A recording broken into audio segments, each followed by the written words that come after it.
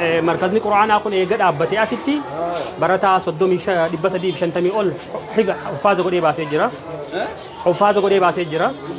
دبّس دي شنتمي إيجاد أبتي أس برا دينجدا برا خان برتا هدو باس برتا جاتم وجاه هدو وجاه كل شيء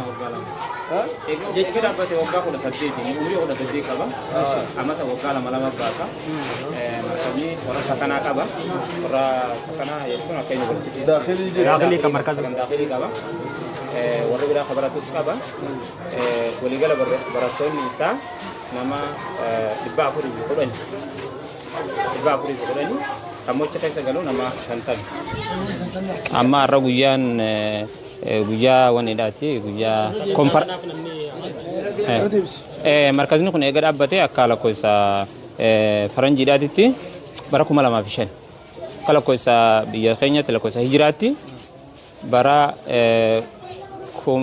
koda sagal mane bara kuma takkafi dibba afuri fi didi mijat ega dabbate jechu arra umri koda sadde qaba namni inni baase nama dibba sadi fi shantam haga ammatti jechu khasakana qaba warras keessa jiraatu khasinyaatu khasuma jiraatu wagga lama baasasan wanni inni barsiisu hifzi qur'aana akkasuma ammas siira khatti tawhida aqida fiqhi waan kanneen sadarkaa lama qabani dubartiis qaba sadarkaan takka warra dhufee galu jechuudha waligala nama 410 amata kana akka namni jiru jechuudha namni inni qabu namni immoo jiraatu nama 50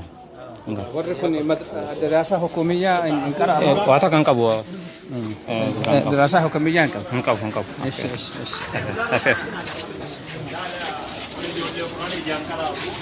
kun ijoollee iyya quraana iyyaan qaraatu sagantaa irraatiif isaanummaanu kanaami manni shananuu guutuudha kun akka nasiibaa ka dhufani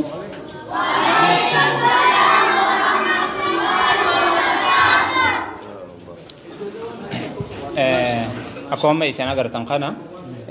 isaanis sadarkuma isaaniititti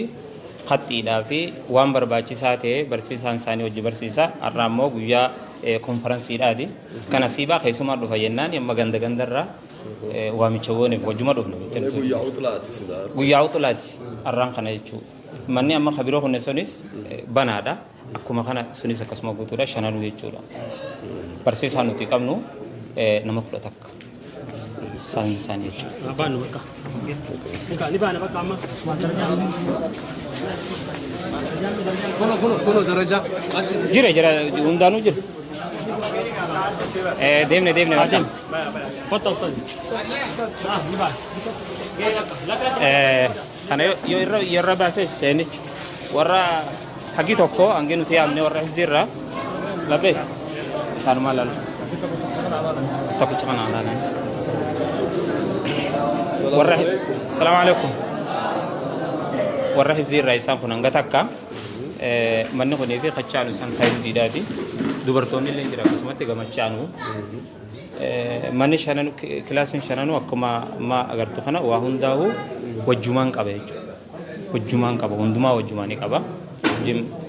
barsiifama hundumaa jechuudha